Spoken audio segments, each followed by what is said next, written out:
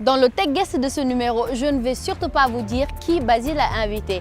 Effectivement, je vais vous laisser la surprise.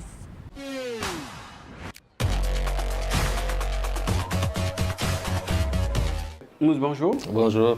Alors, on parle beaucoup ces derniers temps d'art numérique. Est-ce que vous pouvez nous donner de façon simple l'explication de l'art numérique, c'est quoi? L'art numérique, déjà, en ce qui concerne mon métier, il y a plusieurs manières de l'aborder parce qu'il y a de l'art numérique musical, il y a de l'art numérique dans plein d'autres domaines. Donc moi, ce qui me concerne, c'est l'art numérique graphique. Donc l'art numérique, il faudrait, pour simplifier, le comprendre comme juste l'art maintenant graphique avec le les supports numériques, les nouveaux supports numériques digitalisés et tout ça. Est-ce qu'aujourd'hui, on le voit partout, on parle de branding sur Internet, on voit des panneaux publicitaires au Sénégal.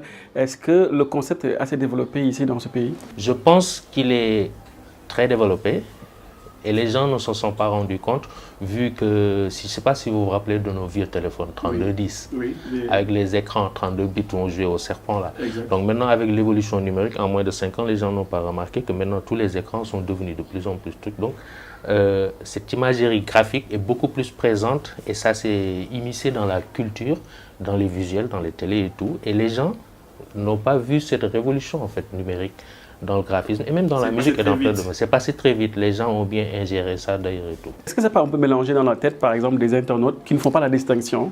Juste, ils observent un objet qui est là, sans pouvoir faire l'analyse? Oui, il y en a beaucoup qui ne font pas le bon tri, qui ne savent même pas ce que c'est, qui consomment. Mais je veux dire que énormément de choses, disons, qui étaient compliquées d'abord, maintenant, sont beaucoup plus simplifiées. Parce que le travail numérique, graphique qui est dessus, simplifie les choses. Ce qui se passe en bas, tous les calculs, les codages et tout, ne nous concerne pas en général. Donc, ce qui se passe, c'est faciliter l'interfaçage et tout. Et on est habitué maintenant, surtout avec les réseaux sociaux et tout, les gens sont habitués, et même à l'iconographie.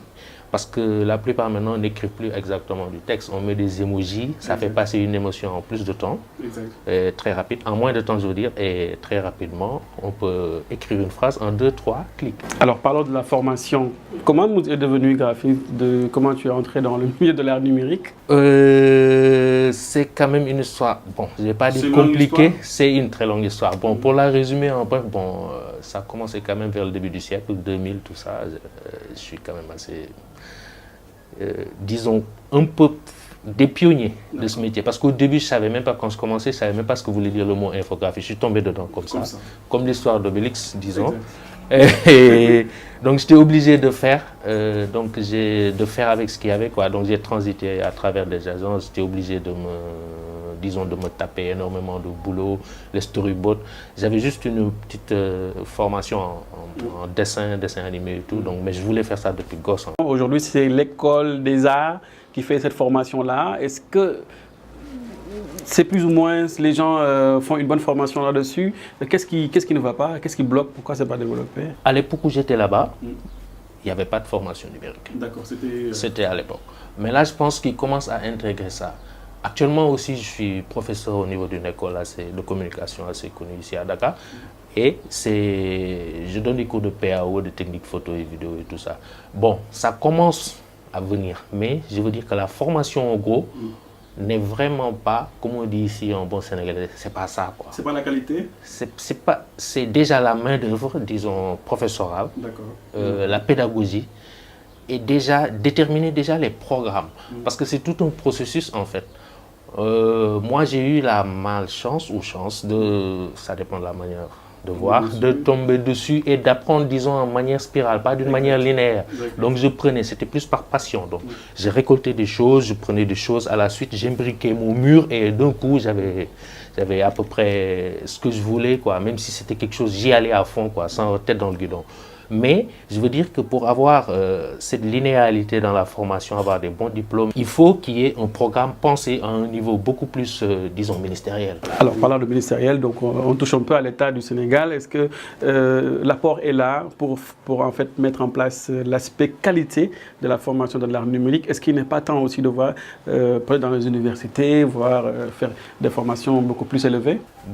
Je ne suis pas trop politique, mais je pense que c'est quand même un problème politique. Et il faudrait vraiment que l'État s'y mette par rapport à ce secteur. Parce que c'est un secteur d'activité qui peut être très porteur. Je sais ce que c'est.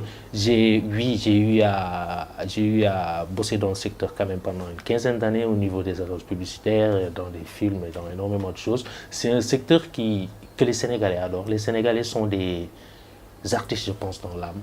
Tous le sont. Il suffit juste de les laisser s'exprimer. Mais si on les met dans les bonnes voies. C'est un secteur qui, par exemple, disons simplement Bollywood, les Nigérians, qui sont Hollywood. numéro 2 au niveau mondial. Voilà. Par, Tout, c'est... Et durant la grande crise, la fameuse crise économique de 2008, les seuls secteurs qui n'ont pas subi ça, c'est le secteur du divertissement et de l'art numérique et du cinéma. Exact. Blockbuster d'Hollywood, en 2 semaines, vous rentabilisez mais des sommes, comme je dis souvent, des milliards de dollars. Parce que c'est des sous qui entrent et toute une industrie peut être créée déjà au niveau des gens, du métier, formation et tout. Parce que tout ne se fait pas en un seul bloc.